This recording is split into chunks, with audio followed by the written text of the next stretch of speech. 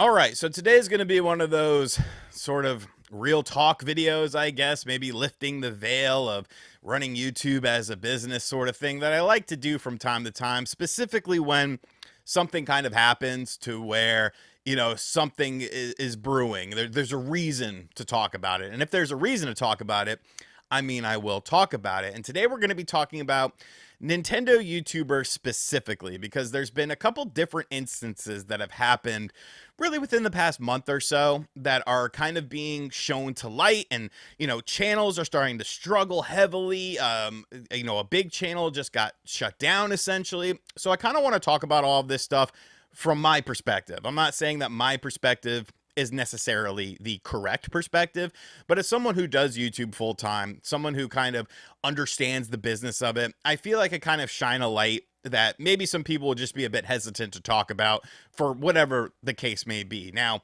this really all started a couple of weeks ago when Beat 'em Ups was doing his podcast and basically saying that, hey, it's hard out here for a Nintendo YouTuber right now.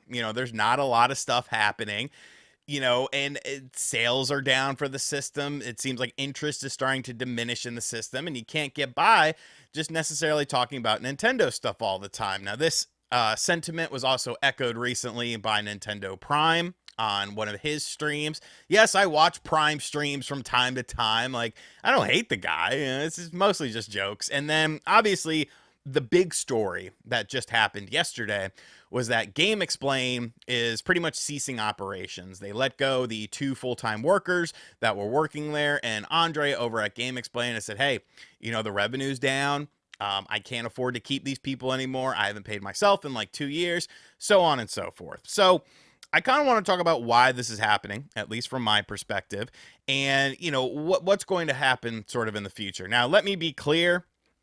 I'm going to be an adult in this situation because one of the individuals that we're talking about when it comes to Game Explain does not like me, like, whatsoever. Like, I know, shocker, but like they go out of their way to kind of be a dick to me with things that like have nothing to do with them.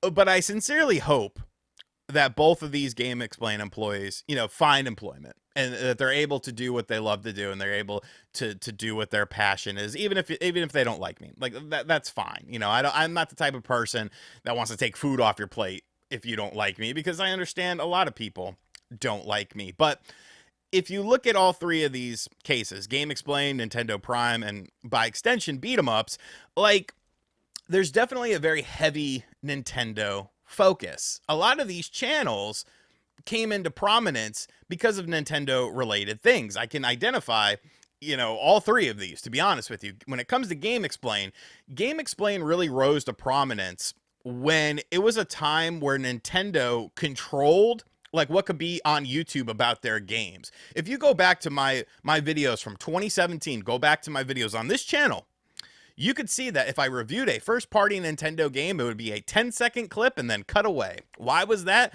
Because Nintendo didn't allow people to monetize things in a simple, standard way. But Game Explain did have a working relationship with Nintendo where they could upload trailers and upload, full gameplay clips and stuff like that. And that's when they pretty much caught on fire. Because they had an inside with Nintendo. They were one of the longest running YouTube channels when it came to Nintendo specific things. I mean, I remember them when I was writing for Nintendo Enthusiast. Like, wow, look at all these views, look at all these subscribers. Like, that's really cool. They're freaking killing it. Beat 'em Ups. So Beat 'em Ups came into prominence kind of with me on the Nintendo Switch, because not a lot of people were talking about the Nintendo Switch, the hardware, the games, reviewing games, doing lists for games and stuff like that. And we both kind of grew along at the same time because of that stuff. He obviously grew way more than me because, he's a little bit more like friendly, I guess, like, camera friendly. Like, he's a pretty good looking dude, the long flowing hair and stuff like that, the accent. People like him. He's a more likable person than me, is what I'm getting at. Nintendo Prime. Nintendo Prime struck it big with the Tears of the Kingdom stuff.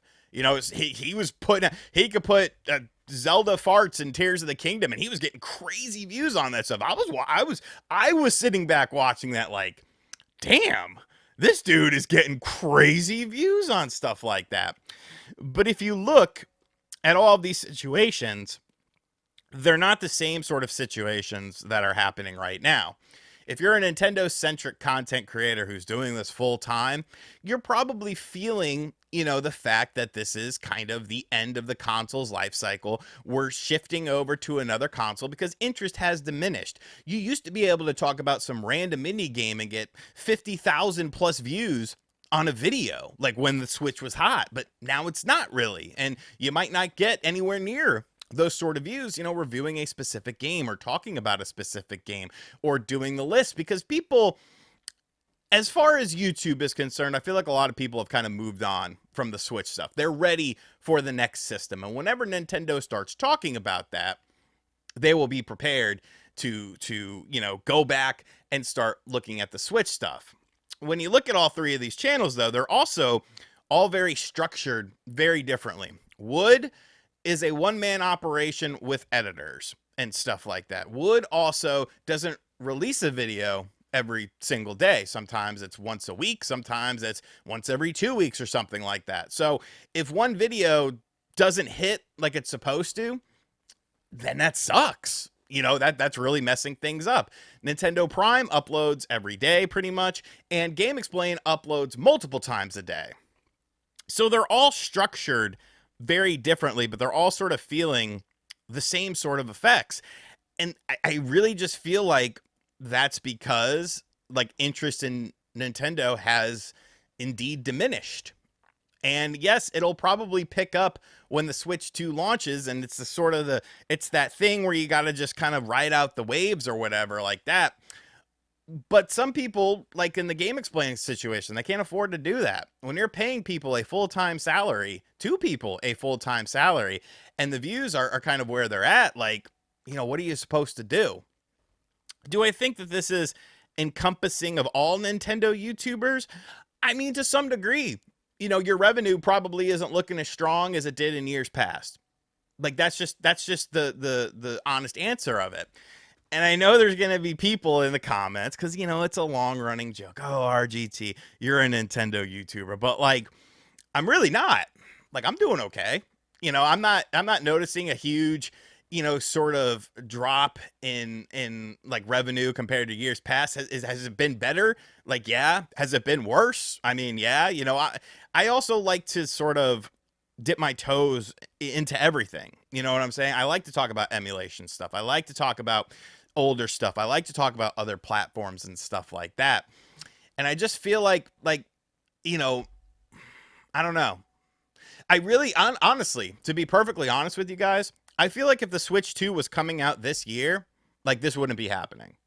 I think a lot of YouTubers, especially Nintendo dedicated YouTubers, would be eating great right now. I think they would be on cloud nine. They'd probably be seeing those same sort of metrics that they did like during their peaks of success and stuff like that. But with that sort of, push back to 2025 and Nintendo obviously taking their foot off the gas, like, yeah, Echoes of Wisdom is cool.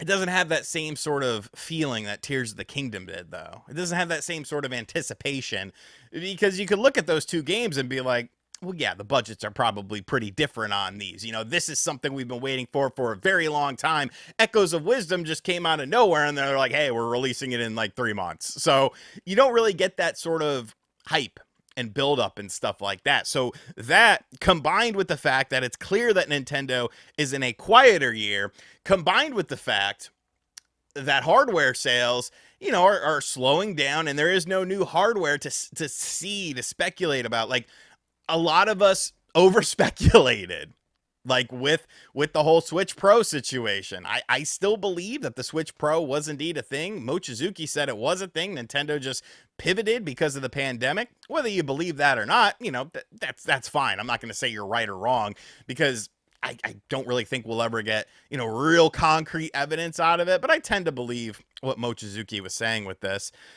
But I could definitely understand where a lot of these people are coming from. And, it's tough, man. It's tough, especially is when you're used to something and then all of a sudden it just drops off. So, all BS aside, I think Wood will be fine. I know Wood. He's a good businessman. I think Wood will be fine. I don't know Prime all that well beyond just sort of YouTube stuff. I hope he does okay.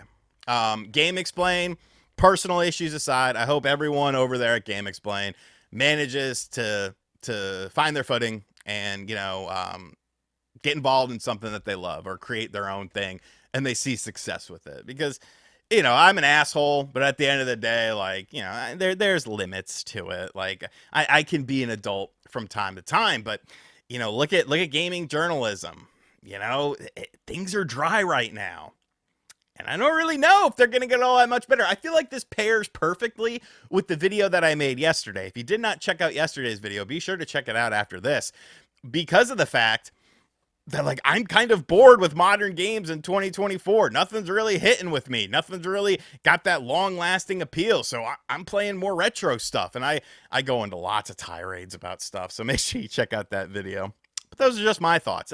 That's my viewpoint. Whether that viewpoint is correct or not, if any of those content creators want to, clarify or something like that, like, feel free. But that's just how I'm viewing this situation as someone who does content creation full time. And honestly, don't be afraid to try something different.